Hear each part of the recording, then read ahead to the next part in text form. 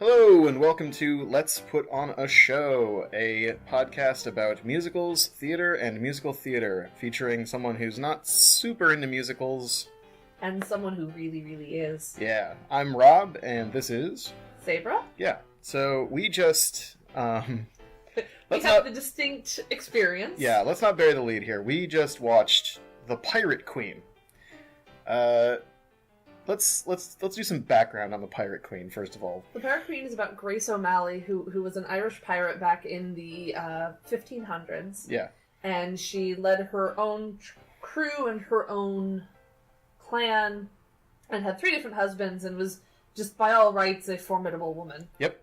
And this play is about someone also named Grace O'Malley, who technically happens to be a pirate, in roughly the same time and roughly the same place. This is not a play about Grace O'Malley. This can't be a play about Grace O'Malley, because Grace O'Malley was badass. Anyway, so let's do some background on the play itself. When was it done? The play was done, we figured out in 2005. I thought it was 06. 06. Yeah, 06. It was 06. Yeah, because Hadley Fraser, who plays Tiernan, was only 26, and I admire him greatly. Who doesn't, man? He is a fine-looking man. He really is. And he's good at smiling and singing and performing, and not so good at the dancing. He was the best thing at that show. Oh, yeah. I would say the Queen was pretty good. The Queen was pretty good, but Hadley was the best part of that show. I mean, yeah. So he plays Tiernan, and then Stephanie And who is Tiernan? Who is Tiernan? Tiernan is a fictional lover of Grace O'Malley. There's... Yep. In her history, there's no one actually named Tiernan. Nope. But he's a great character. Is he? He really is. Like I said, he's the best one in that show. Yeah. Okay, I'll say for this show, he's a good character. Yeah. Yeah. Grace O'Malley, played by Stephanie J. Block, who I also absolutely adore. I absolutely adore a lot of people. Yeah, you have that going for you, which is nice. I do. It's a thing. Plays the title character, Grace O'Malley, sometimes referred to as Grania, and there's no rhyme or reason to which one they call her. Yeah, because her actual name, not kind of anglicized, was Granomal, right? Granomal, yeah. Yeah, Granomal. It's... I can't pronounce Irish, and I apologize for that. Yeah. I recently had it explained to me that the drum is not called a bodron, it's called a boron, or a bauron. Mm-hmm. Which sounds like something from Tolkien, but anyway. Speaking of Tolkien, yeah. So basically, let's start at the beginning. I hear that's a good place to start. This is a very wiggy play. Let's get that out of the way. It decides to book through the parts it shouldn't, and then drags out the parts that it really, really shouldn't. Yeah, but what I mean is that everyone's wearing a fucking wig in this play. Really, yes. It's wigs for days. Wigs for days. Yeah. At first I wasn't sure, either Hadley Fraser has really bad long hair, or he's wearing a fucking hideous wig. And I called him Hadkey Laser. Yeah, it's a joke because I drunk texted a while ago and accidentally misspelled your name. So yeah, if he ever hears this, I apologize. It's a joke. Yeah, I personally like Hadkey Laser. I think you should change it. But anyway, so it does a thing. It's a very weird thing, where the first 20 minutes, half hour, is an entire character arc for all the major characters that have been introduced. Grace goes from, idealistic girl who gets her... The first song in the play, basically, is her I Want song. Mm-hmm. And then she gets it. Immediately. She gets what she wants, because she stows away on the ship and saves everyone's life, and then her dad's just fine, I don't want to actually hurt you because you're my daughter. Yeah, weird thing. He mentions that the punishment for insubordination, no matter how small, is fucking keel hauling, which is a method of execution. Yeah, you don't just sort of keel haul someone for a while and then they're fine.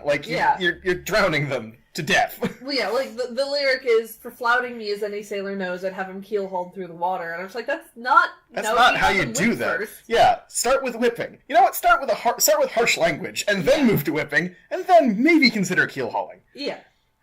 Or walk the plank. You're a pirate. Also, this is a weird thing.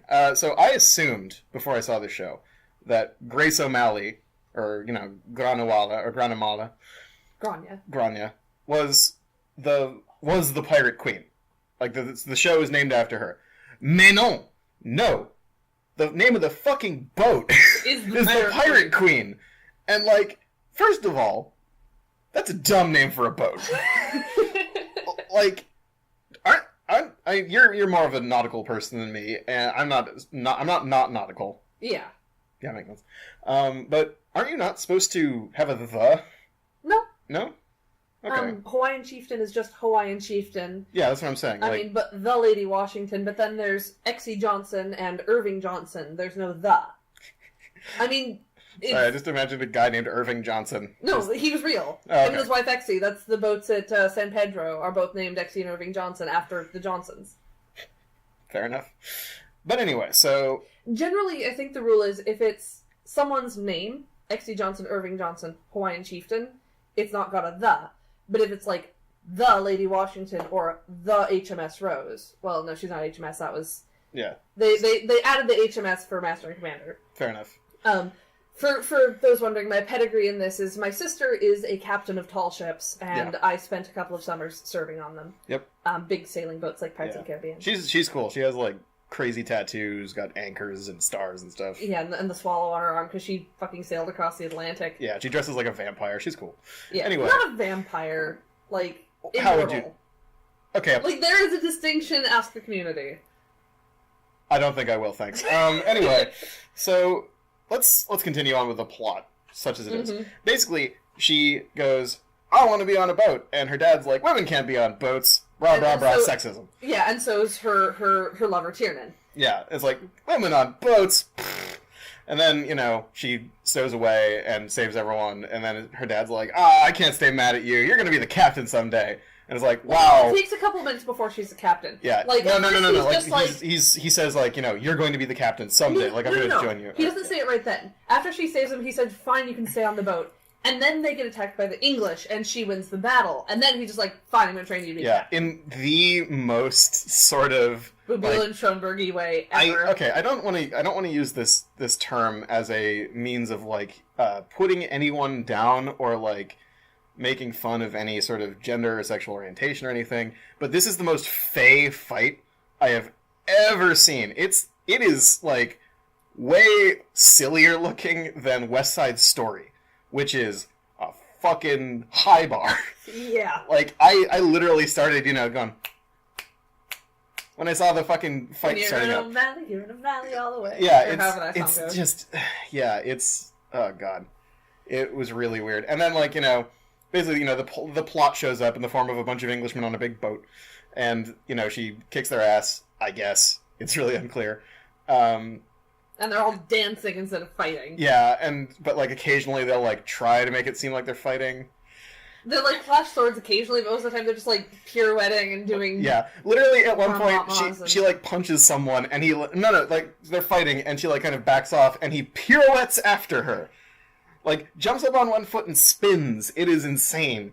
But anyway, so she wins the battle, and then her dad is immediately convinced. It's like, you know, oh, you did 2 cool things, you can be the captain now. Not now. He says, I'm going to train you. Yeah. And then he immediately is like, well, not immediately, but... Okay, so that's the arc, and then she, you know, gets married in a secret ceremony to... No, it's not a secret ceremony. It's, you know, she and Tiernan, who are totally in love with each other. That was really loud. Sorry. Yeah.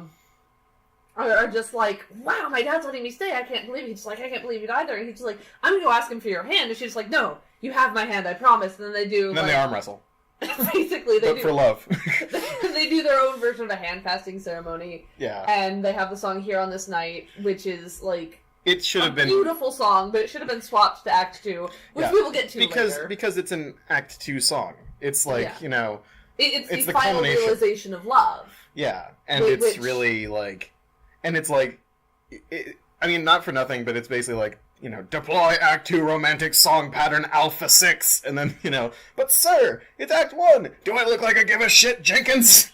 You know, and then, you know, they you know, well, I mean, it is secret, right? Like, because otherwise... They're supposedly down in the hold, and, like, her dad has not been asked for her hand, and then... And no one knows. Yeah, and no one really knows. Like, they're not officially married in the eyes of the church or anything. Yeah. Such as that is. But they've promised themselves to each other. Yeah, and then we're introduced. Let me see. Let me make sure I got this right. Okay. You took notes. Yeah, I took notes because Oh, yeah, I remembered specifically a line from one of the songs, which is, "I'm not like other girls," and her dad basically goes, "Yes, you are." Yeah, that was during once he's discovered she's on board. He's just like, for fuck's sake, Grania. Come on, I told you to stay home. Why aren't you knitting? But anyway. Well, no, that was Tiernan's line about that was just before her "I Want" song. Was just like, she just like, oh, I can't believe I have to go home, and he's just like, somehow I believe you. I never pictured you knitting. Yeah, it's. But anyway, so basically, they get through what is, for all intents and purposes, a complete character arc for Grace and for her dad. Like, they get through a Disney movie in 20 minutes to a half hour. Mm-hmm. And now that they've completed all, like, that character arc, we can keep going, I guess. Like... Now we have to introduce fucking Queen Elizabeth. Yeah, and she's, like, full-on, Elizabeth Taylor, White Dwarf starlet, like, nobody look at me, I don't have my face on! And, like, she gets dressed by her handmaidens, and then we introduce Lord Bad Guy, who literally twirly mustache, black outfit and all he's missing is the hat. Queer-coded out the wazoo, it's insane. Like, he shows up, and I'm like, oh, okay. Oh, I wonder who the bad guy is. I wonder who the bad guy is. And later on... His name is Lord Bingham. Oh man, I'm not even that far off from Lord Bad Guy, am I? Nope. But anyway, he fucking... At one point, he literally refers to Grace as rebel scum.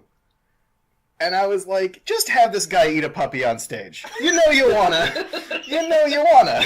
Like, he's roughly, like, a half minute away from just, like, punching pregnant women in the belly and, like, like, knocking over kids' ice cream cones. Like, he might as well be just named Lord Bad Guy. It's I have insane. no idea if Lord Bingham was a real historical figure. I don't know. I doubt it. I mean, Tiernan wasn't. Yeah. But Donald was, and I'm pretty sure that, like, okay, so... She and Donald actually had a pretty happy marriage up until he decided to sell her out to the English. Yeah, we're getting ahead of ourselves. So... I mean, that's not even in the musical. That's just, like, history. Yeah, I know, but not everyone knows the history. But anyway, so... At a certain point, I started writing, "This is stupid." But, so, literally, they had this entire character arc about him going, like, you can be whatever you want, like, how can I punish you for dreaming?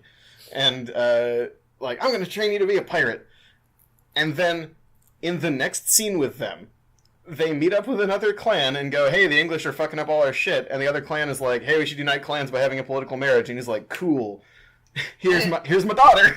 Well, and he in his defense, like, he's just like, I can't do this. Like, if I could marry him, I would, but this is a woman's job, and she has to, and, like, I know he's a douchebag, but please do this for me. Yeah. And she's, like, looking at Tiernan going, I really don't want to do this. Yeah. And then Tiernan's just like, but you promised yourself, and she's just like, yeah, but this is for the clan, and... Yeah. But like, it is seriously not even, like, 10 minutes between him, like, accepting her and, like, having a big cathartic payoff, that's been building for all of 30 seconds. And then he's like, nah, selling you for political gain. Pretty much. Like, he, makes a big song and dance about him not wanting to do it, but he does it. Yeah. And she kind of... And thus begins the arc of all of Grace O'Malley's accomplishments being either sort of through whining or being underhanded. Mm-hmm. Kinda. Like, it's... At a certain point... So her husband Donald is portrayed as this he's not a great person. No, this oafish boar He's with an oafish boar who keeps, sleeping with all the loose women down at the tavern. And, yeah, he's philandering and shitty and then, like, sexist. Literally after the wedding, and you get the beautiful song of I'll Be There, which has been my audition song for years, even though, like, I'm better suited to sing woman, but whatever. Which is, like, so basically Tiernan going, like, I still love her, and I'm going to be there regardless. Yeah. It's like, I'm gonna hang out, because eventually he might die or go away. Or she'll kill him. And so, like, after that, the next scene is literally, like, a year later. Because he comes home singing a reprise of his song, and she's like, husband, happy anniversary. And then kicks him in the jewels. Yep. And then his dad runs in and is just like, oh, the English are landing in Belclair, we have to go defend ourselves, and Grace is getting all suited up to go with them, and he's just like, no, you have to stay here, and throws her to the ground and stay in the kitchen, man. And then, like, you know, and then literally like 5 seconds after they walk out the door, the women of the town come in and go, Grace, shit, the English are here. And she's like, well, they're here for me. Yep, because they heard about this, you know, woman roughly a year and a half ago who, you know, like, it's really, the timeline in this play is really squidgy. It's really weird. It really is. Like, it could take place over the course of, like, you know, a year and a half or, like, 10 years. Either or. Well, with the amount the kid grows, like... It's got to be, like, 7 years at least. It's really squidgy, but we'll get to that because that's Act 2. We're not even through Act 1. Oh, God. God, the fucking recap is feeling, like, as draggy as the play. Okay, I was gonna say, do you want to just book through the plot and then we'll criticize it? Yeah, let's do that. So, basically, Grace has the women of the town seduce the English soldiers who all have railroad spikes in their heads because they fall for it, and then they you know, slaughter them en masse while they're sleeping, like heroes do. Except for Lord Bad Guy. Except for Lord Bad Guy, who she should really just, you know, ice right there, but she goes, nah, go and tell them that you were beaten by a woman. And it's like, man, I sure hope that this doesn't have consequences later. Spoiler, it does. And, let's see. After that, fucking river dancing. So much river dancing. More river dancing. Let's see. So the producers for this show also produced Riverdance, and they were just like, we need river dancing in the show because it's Irish. Exactly. Let's see. Then Elizabeth is like, get me a map of Ireland, and they're like, we don't have a map of Ireland, and then she's like, get me a map of Ireland, and then that's literally a fucking subplot in this play, is getting a map of Ireland for the Queen. Fucking shoot me. Anyway, her dad gets stabbed or something, and then she goes to him, and he's like, "Ah, man, I love you." Well, he's like, "You're chieftain now, not your husband," and her husband's like, "What the fuck?" Yeah. And KL fuck, and then he dies. You know, pops his clogs, and then they light his body on fire, like you do. Clogs. Yeah. You know, pops a seal of freshness, and then you know, immediately spoils? Yeah. Like, you know, dies, and then they light his body on fire, like you do. Which they used real... Real fire. Yes, real fire. They used real fire for it, which is cool, I guess. Then she has daddy issues for a bit, and then... and then Tiernan and Donald... like, seriously have a tete-a-tete, and Tiernan's just like, dude, your wife's in pain, fuck off, and Donald's just like, oh, but the crown should be mine. Yeah, and then, I think that's the end of Act 1, roughly. Basically, yeah. Sail to the Stars is the end of Act 1, when his body's lit on fire and pushed off. Yeah, this character that we've gotten to know for what feels like eons, but was probably more like, you know, an 10 hour. minutes. Yeah. And then, hard cut to her giving birth in the hold. Yep. Like, not hard cut, it's a play. But intermission, the second act starts with her giving birth in the hold. Yeah, and then the English attack. Yeah, and she gives birth to a bouncing baby loaf of bread, from all appearances. And then English attack, and Donald's like, haha, I'm a drunken idiot, I'm gonna be no help at all. And then she clambers up out of the hold. When the English attack. Backstabs one guy, which apparently makes all the difference, while she's kind of rolling around on the ground. Because she just gave birth. Yeah. Like, I mean, fair, but still. And then she dismisses Donald, as is their divine right, by the 3-year trial period of their marriage. Which was... It's literally like, as you know, this marriage is subject to a 3-year trial period. And I was like, do I need to look at a CAPTCHA? Do I need to, like, put in the letters? Prove I'm not an Irish robot? Like, what the fuck? Anyway, so Donald gets dismissed, and she's all like, you know, I have a baby now! Hooray! And then he comes back and is like, hey, can I get visitation rights? And she's like, fine. And then he's like, cool, because I sold you out to the British. And then they come and arrest her. Yeah. Tiernan takes the baby and runs away. She gets sent to prison. You know, like a mighty pirate captain. Yep. And then smash cut to Tiernan walking into the castle saying, look, I want to trade my place for hers. Yeah. He's like, hey, let my lady go so that she can be with her kid. And then he sings Surrender, which is... all the best songs in the show really are by Tiernan. Yeah, pretty much. Yeah. And then, like, he's saying this to Lord Bad Guy, who's just like, oh, fine, maybe I'll let you talk to the Queen. But the Queen has overheard this all. It's like, no, trade their places. Yeah, and that's the beginning of, like, oh, the Queen's human. It looks like the Queen isn't really the bad guy. Maybe it was the bad guy. The black-clad, mustache-twirling villain who looks like a fucking political cartoon of someone that you're not supposed to like. Anyway, so he goes to prison. Grace gets out. To go take care of her son. That's really, really loud. Oh, sorry. Yeah.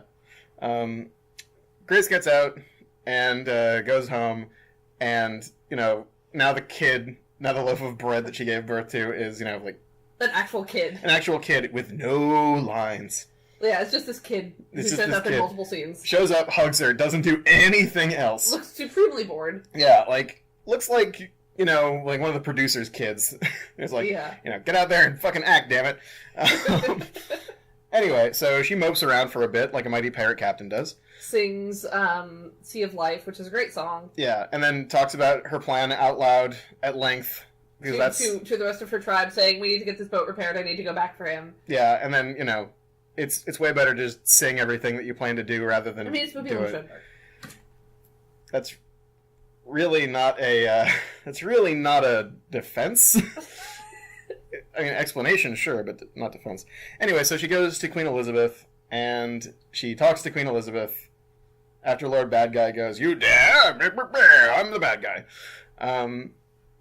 So they talk, and it's all not ever shown. Apparently, no one knows what they said to each other. Yeah, because they went to a secluded room, and, like, it's an actual thing in the history of Grace O'Malley. But considering how much bullshit they made up for this show, like...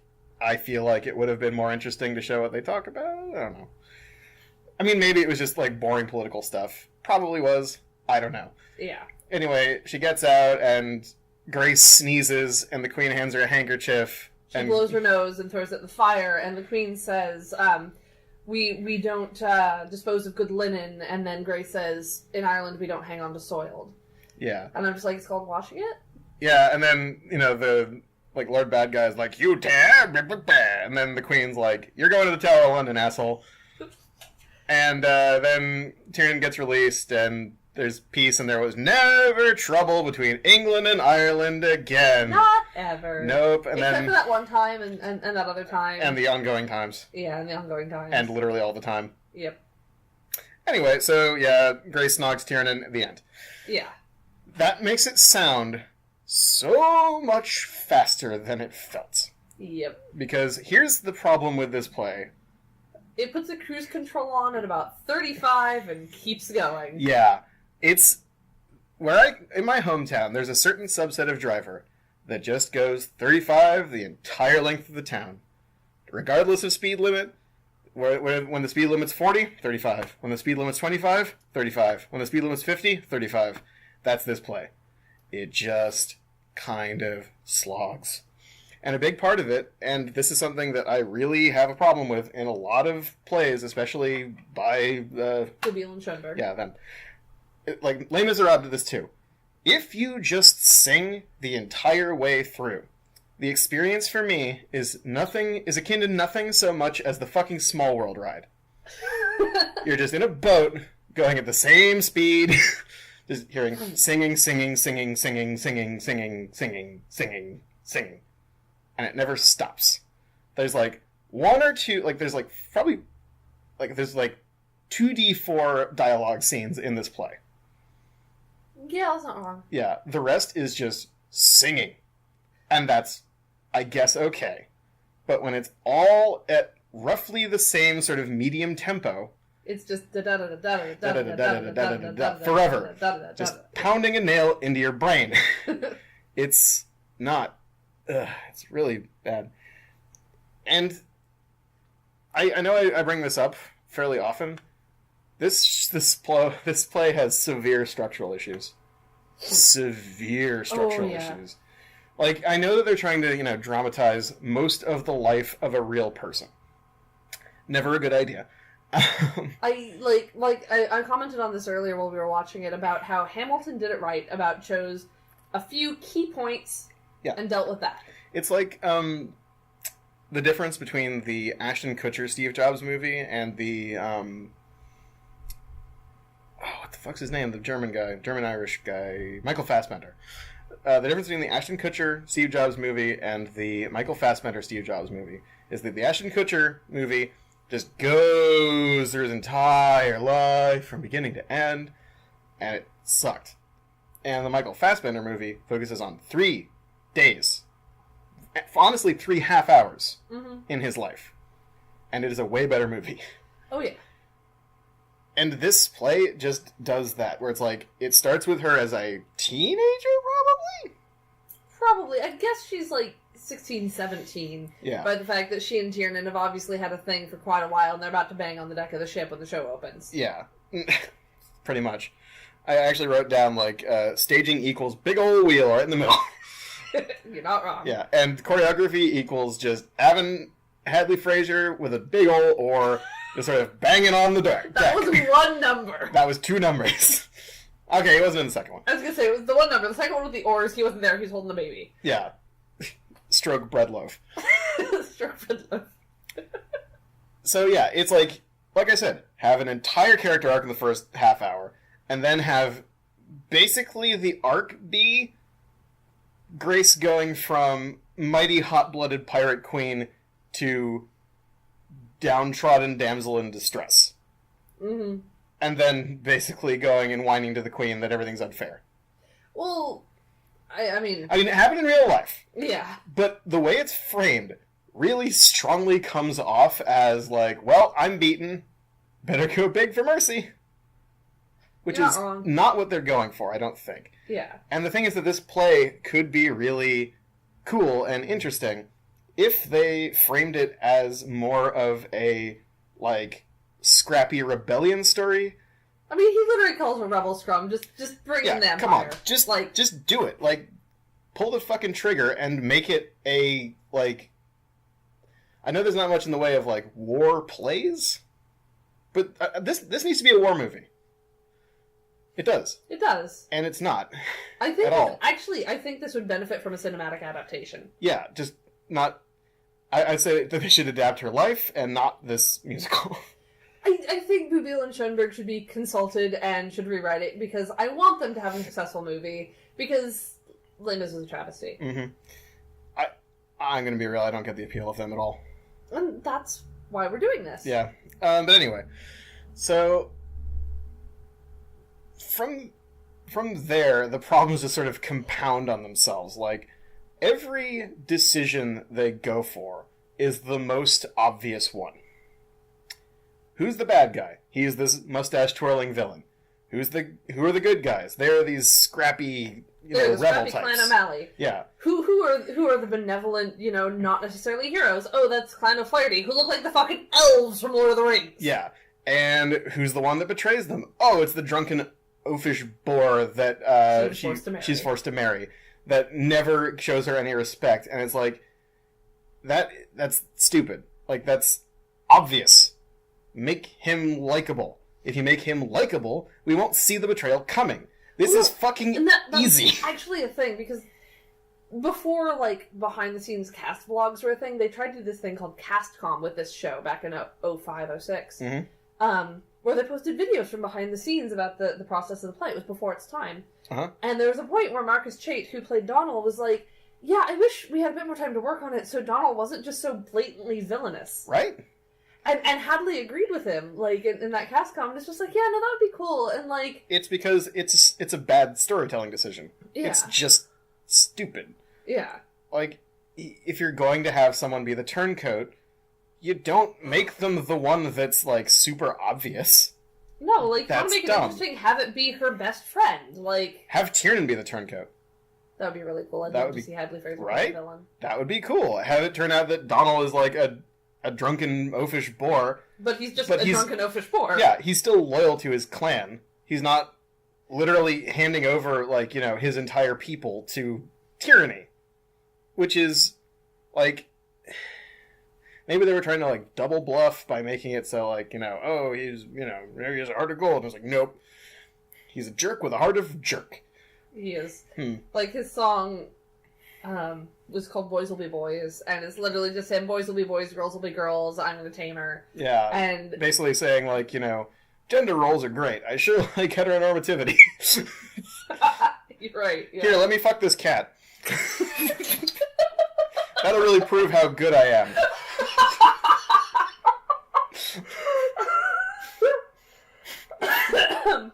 You're not wrong. Yeah, like every villain, with the exception of Queen Elizabeth, is like just kitten-stompingly evil. Every hero has no flaws aside from...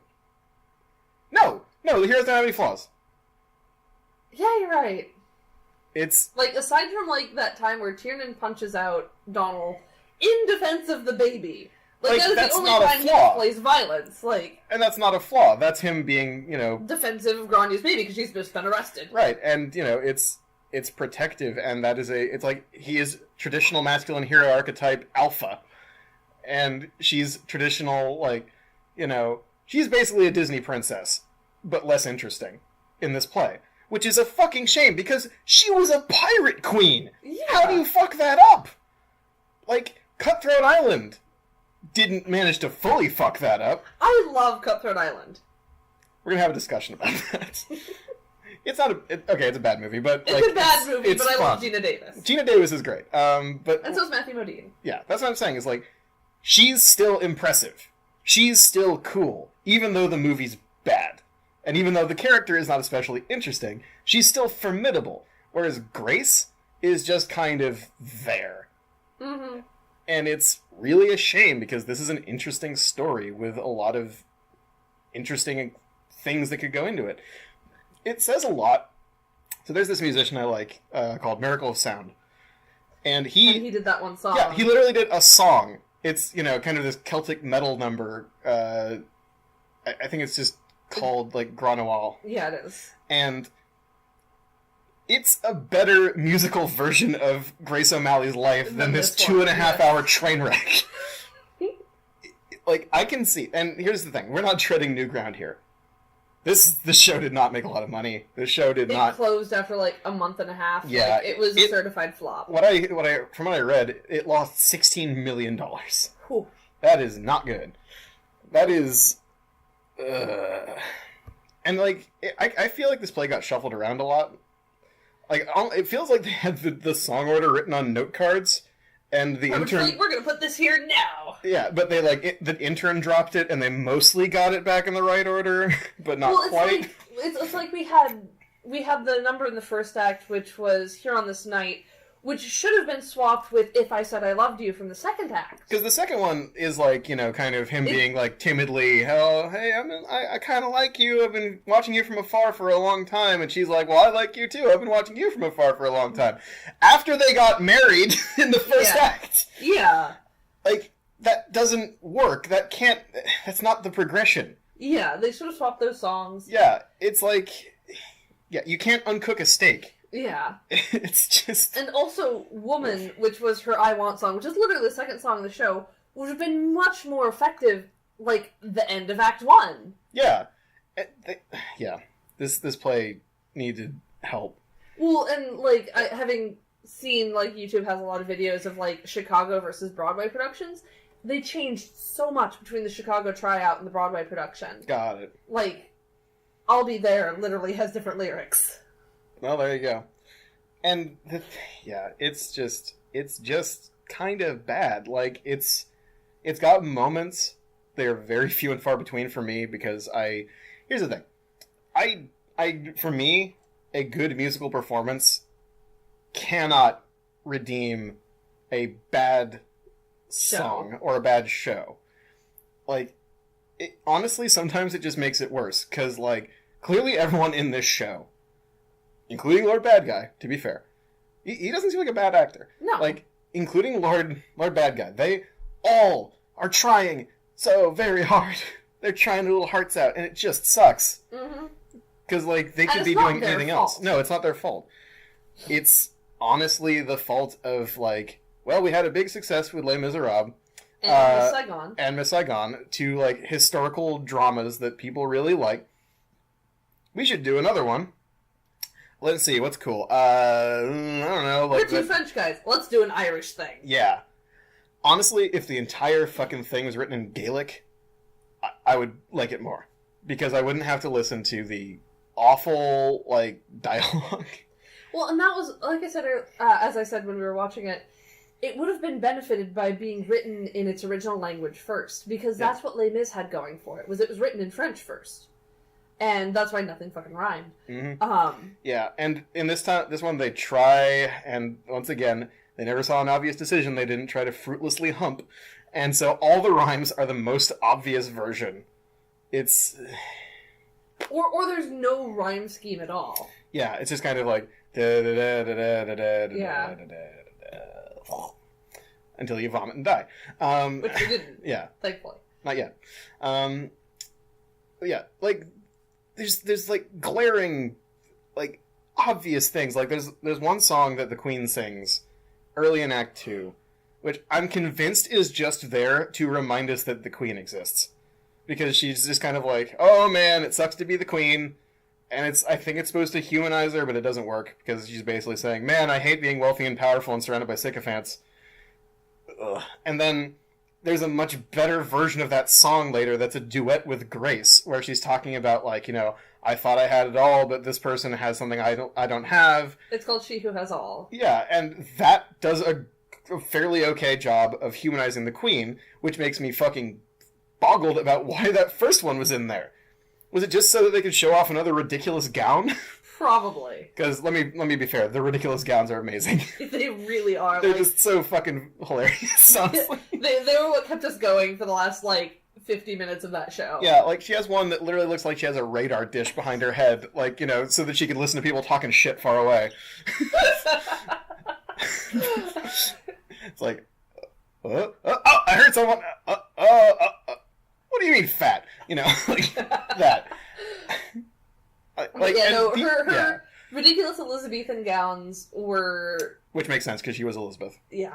Were so very over the top. Like, that was the biggest farthingale I have ever seen. For those who don't know, farthingale is the big round thing that goes under the skirts. Yeah. And if it goes out to the side, it's called a panier. And like, she had both of those in the course of the show. Yeah. And the radar dishes behind her head. I feel like her entire time that she wasn't on stage, this actress was getting undressed and dressed again. Yeah. Like with a crew. Yeah. And here's the thing. She's good, and she's a good singer, and she's one of the only ones that in the play that got nominated for anything. It was like some obscure... Not obscure. Right? Yeah, it was Drama Desk. I don't know if that's obscure. Is that obscure? No. Okay. Not particularly. I mean, it's not a Tony. But... Fair enough. Yeah, I know the Tonys, and that's basically it. So yeah, like, just, it's too long. It's way too long that you could fruitfully cut a fucking third of this musical and nothing of value would be lost. And it would be a lot more tolerable. Mm-hmm. But the biggest issue, for me, is that this is a squeaky clean musical about a dirty subject. It needs some grit. It's like a pillow-covered marshmallow fluff. Yeah, exactly. And it's... I recently had a long chat with someone who's, like, super into Irish independence and Irish stuff, and he's in a folk punk band that I really like. It's called South Sound Tug and Barge. You should check them out. And their musical style, with, like, stomping and shouting and yelling and that kind of thing, would fit this theme so much better. Mm-hmm. And you have the squeaky clean... Boobiel and Schoenberg. Yeah, you have the squeaky... No, I'm saying you leave that part in, but for the bad guys. And have that be, like, sort of, you know, they're really clean, and they're really ordered, and they're at 35 miles an hour. And then have the heroes have, like, crazy rowdy music. Actual rowdy music, not, like, you know, a couple of French guys trying to be Irish. Because that doesn't work. It really doesn't. It makes everything seem samey, and I'm like, I'm just watching people do things. And that's not a good thing for a story. Mm-hmm. Let me see, do I have any other notes? Oh yeah, now let's just do some funny stuff. Okay. Like, the attempts to mime nautically. Which basically amounts to a bunch of people randomly pulling on a giant rope in the background. Or Stephanie Block just kind of gliding in on a rope, obviously a harness, or guys sliding down from the top of the stage and then having to unclip their harnesses. Yeah, it's like, Come on, guys. Being fair, modern tall ships yeah. you do wear harnesses. True. But you don't slide down the splatlands. No. Like, and, like, back in the day, not so much. Like, I know 3 people who've successfully burned a backstay without ending up in the water. Burning a backstay is coming down from the top of the mast on the rope that connects it to the gunnel. Yeah. You climb down. You climb down just carefully, hand over hand, Yeah. just lower yourself down. You don't just jump off the top like an idiot. Yeah. And, like, I know 3 people who successfully made it down to deck without just ending up in the water. One is Captain John Boy Morrison, the other is my sister, and then Captain Rob Miser. Yeah. As we mentioned, their sister's awesome. Yeah. But anyway, so there's that. I could be wrong about Rob Miser, I apologize if I am. But I know John Boy Morrison did it because he was in Master and Commander Far Side of the World. Oh, okay. In the opening scene, he is the one you see, burning a backstay. Fair enough. Yeah, so, just ill-conceived. That's honestly that's how I would summarize this musical. Is like... Ill-conceived, ill-executed. Yeah. And... Like, I love Hadley Fraser, I love Stephanie Block, I love, Booby Lynn Schoenberg, but boy howdy. It's rough. It was 2.5 hours, and by the end, I was like... I'm not proud to say I was checking Facebook, but I was checking Facebook a little bit. Because I'm just like... Yeah, let me see. Oh, no, other funny thing. At the, like, funeral for her dad, the only sort of, like, choreography they could think of to have the mourners do was dejectedly river dancing. And that is the single funniest thing, and it was not well placed, because it's, like, just sort of people sort of slowly doing the, like, the fancy leg movements, like, do a fancy leg movement, look sad. Do a fancy leg movement, look sad. And then it just, they sort of keep doing that for way too long, like, towards, like, they start river dancing down upstage. Holding torches, which is, once again, cool. Real torches, which the stage manager was probably freaking out about every night. Yeah. Like, they were clearly, like, sort of, like, turn on and offable torches. Like, if you there's just a hit a close-up, switch to turn it off. Yeah, if there's a close-up, then, yeah. Yeah, but there's, like, real fire on stage. Mm-hmm. Which is, it's tricky. It's like, working with kids or animals. And they had to work with a kid, too. Barely. They could have, once again, fruitfully... I don't know why I'm saying fruitfully so much, but they could have fruitfully replaced the kid with, like, a cardboard stand-up in a little red wagon and just kick it out on stage, like, with a rope so that it lands in the right place. And then have, Grace sort of hug Sandy. Cut out. Yeah. Of, like, Anakin from episode 1. That would have been at the right time. Yeah. Oh, man. The show was so bad. Yeah, and I love musical theater. Yeah, so this is probably the first unambiguously, like, I think we're unanimous in saying this is a bad play. Because... Like, the music was good. Yeah, it was fun. Once again, like, it's samey. It's all at the same tempo. Yeah. And their idea of a, like, comic relief song. The closest thing we get to a comic relief song is basically Donald being a horrible oafish bore and saying, stay in the kitchen. Yeah. And it's like, that's not really funny. It just kind of... It's a little more upbeat than all the other music. Yeah. It's basically lovely ladies, but shitty and with dudes. Like, that's the sort of impression I get. Yeah. Yeah. And it's like... Yeah. Once again, I don't have anything against, like, Hadley Fraser. He's good. I don't have anything against any of the performers. They're good. It's the conception of this show. I feel like they bit off not necessarily more than they could chew, but something that they didn't want to chew. It honestly feels like the writers were not trying very hard. I wouldn't know. Yeah, but I agree with that assessment. Like it needed about 2 more edits by someone not them. Yeah. Because then you're like, okay, this song's redundant. Why is this here? Why do we slam a 40 of plot so that we can just sort of wallow around in Riverdance for a while? Slam a 40 of plot. Yeah. It sucks anyway, we because... did not get through this musical without beer. No, but, Anyway, so now it's time to rate this thing, I think. You first. Okay. So, in terms of technical execution, I'll give it a 5. It's fine. Like, in terms of... no, a 4. Because the music is just so samey. Like, it feels more distinct than in The Greatest Showman, but still not very distinct. Mm-hmm.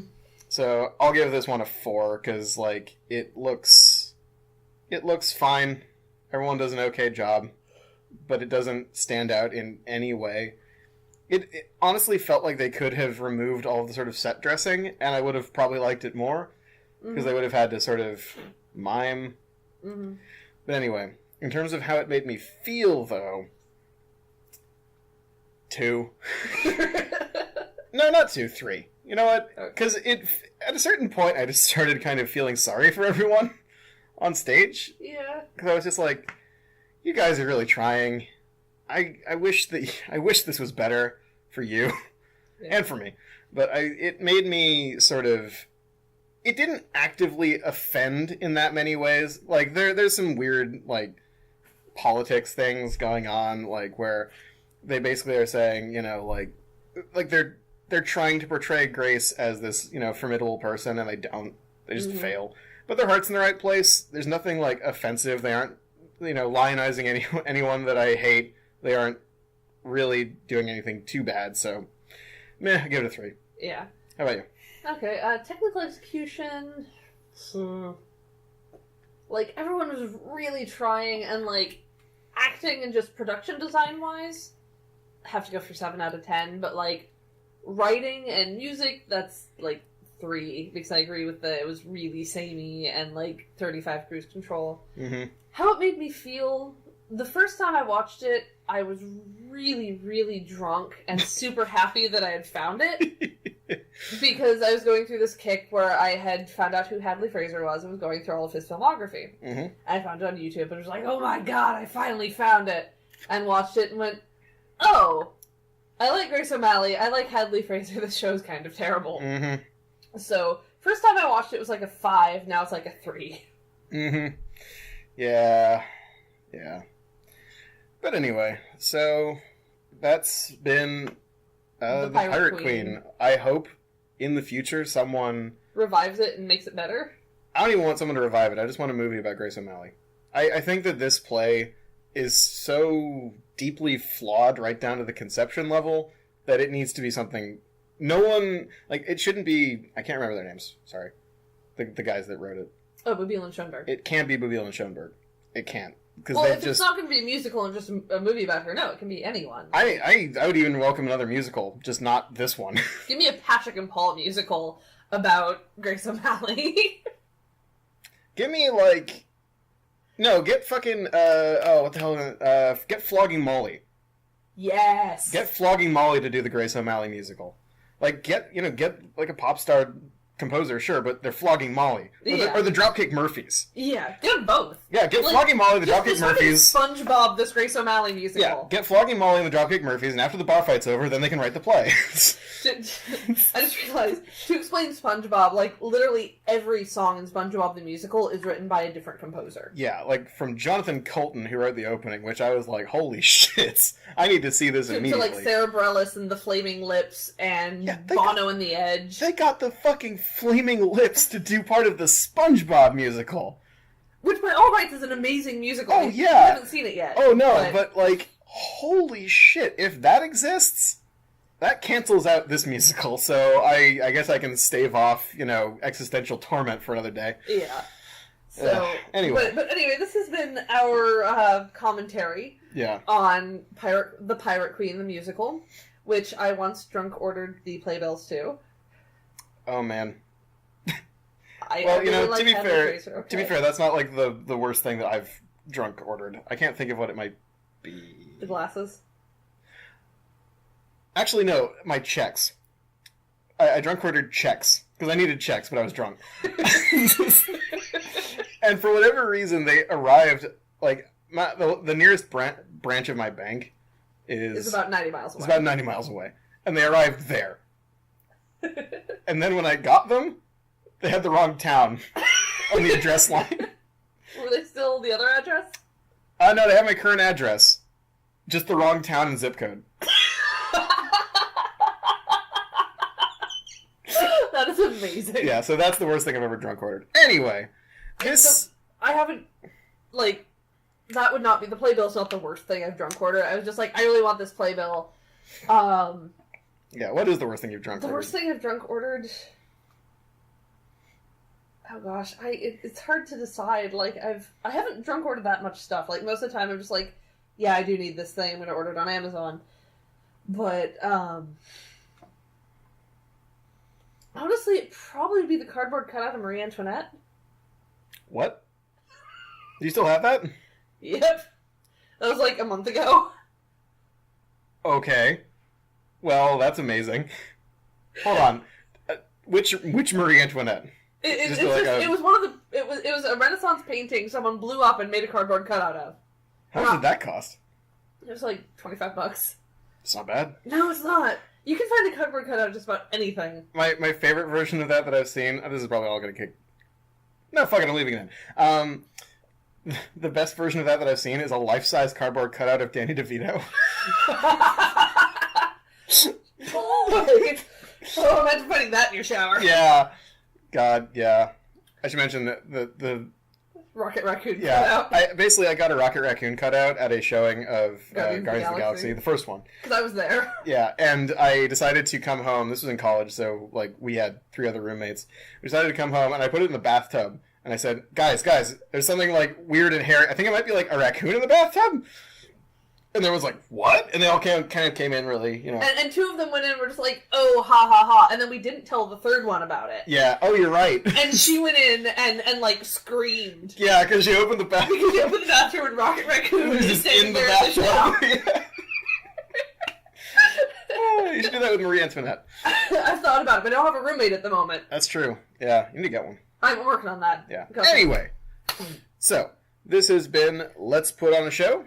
With Sabra. And Rob. Do you remember our sign-off? Nope. Go break some legs. Oh. Let's start again. Okay. This has been Let's Put on a Show with Rob. And Sabra. Go break some legs. Yeah, we're not going to break them for you. I'm going to chew your food, baby bird.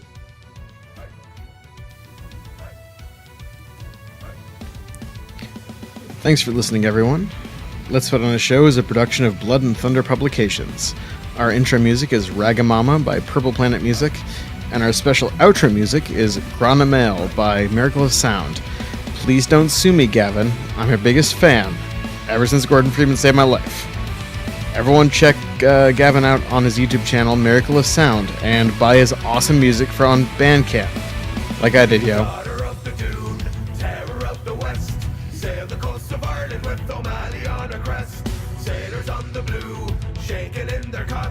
Feeling the foreboding of the terror that she rocks. Hop the horn and away we go, stop the galley of gold. What the devil a gale to blow, we matter above the hold. Dance along on the waterline, speed us over the waves. Back to back on the borderlines to never shut up and be